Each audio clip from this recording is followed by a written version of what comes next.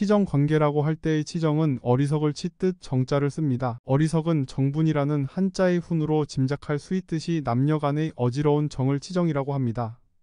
정상적인 애정 관계가 아니라 주로 불륜에 의한 남녀 관계를 치정 관계라고 합니다. 치정으로 인해서 스토커가 발생하고 납치극도 생기며 때로는 치정에 의한 살인 사건도 발생합니다. 우길승천이라는 사자성어 검토합니다. 우길승천의 한자는 아침해옥 날일 오를 승 하늘 천자입니다. 떠오르는 아침해를 우길이라고 합니다. 우길승천은 떠오르는 아침해가 하늘로 치솟는 기세 또는 그 장엄한 풍광을 지칭합니다.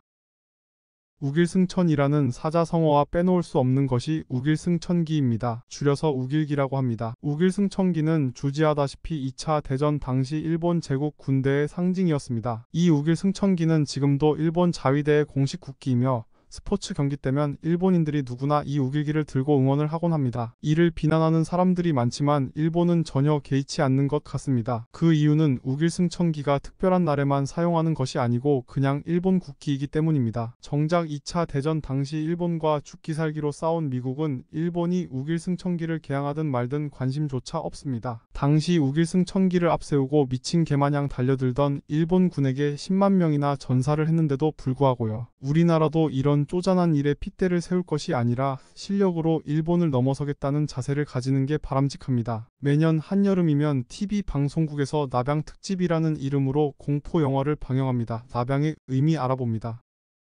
나병의 한자는 드릴랍 서늘할 양입니다. 서늘함을 걷어들임으로써 더위를 피한다는 의미입니다. 문제를 해결하는 데 있어서 가장 핵심이 되는 부분을 관건이라고 합니다. 관건은 자물쇠와 열쇠를 뜻하던 한자어입니다. 그 뜻이 확대되어 사물이나 어떤 문제의 핵심을 뜻하게 되었습니다. 관건의 한자는 빗장 관 열쇠건입니다. 빗장이란 문을 가로지르는 잠금 장치로서 일종의 자물쇠입니다.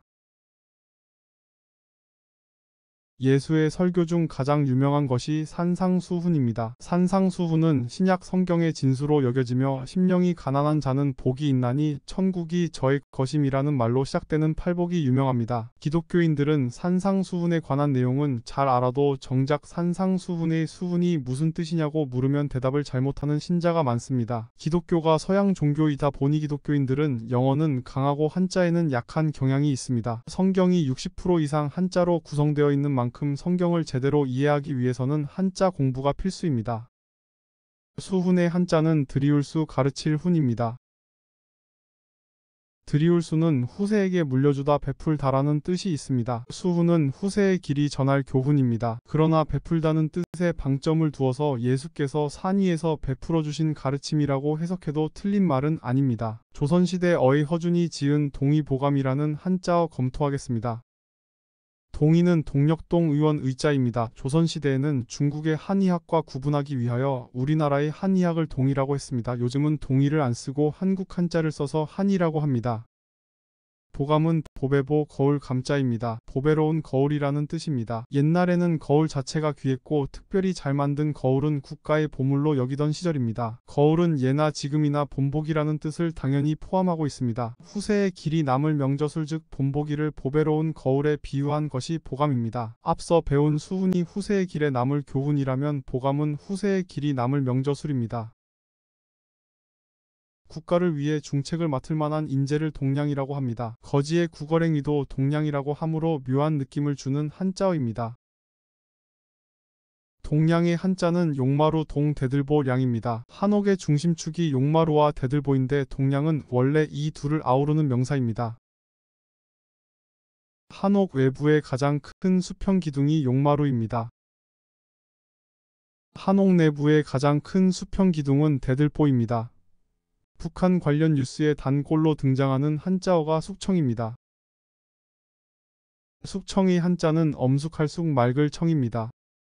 엄숙한 숙은 정돈하다라는 뜻이 있고 맑을 청은 깨끗하다라는 뜻이 있습니다. 어지러운 상태를 정돈하여 깨끗이 만드는 것이 숙청입니다. 그러나 지금은 숙청을 그런 뜻으로는 잘 쓰지 않습니다. 소련의 공산혁명 이후 숙청은 정치용어로 바뀌었습니다. 공산정권이나 독재정권에서 정적을 처단하거나 제거하는 것이 숙청입니다. 특히 북한에서 피해 숙청은 일상사입니다. 미봉책은 임시로 꿰매서 대처하는 방책입니다. 눈 가리고 아웅한다는 속담이 있는데 그런 것이 바로 미봉책입니다.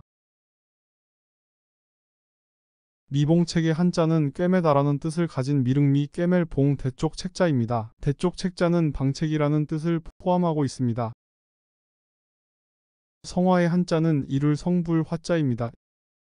일이 잘 안 풀려서 짜증이 나는 것을 성화라고 합니다. 남이 몹시 귀찮게 구는 것도 성화입니다. 남의 잘못을 일러바치는 고자질이라는 말은 얼핏 보면 순우리말로 보입니다. 그러나 고하는 사람이라는 뜻의 한자어입니다. 고자질의 한자는 고할고 사람 자자입니다. 불교의 상징인 목탁은 원래는 유교 용어였습니다. 목탁은 세상을 올바르게 인도해주는 길잡이라는 뜻입니다. 논어에 처음 이 말이 등장합니다.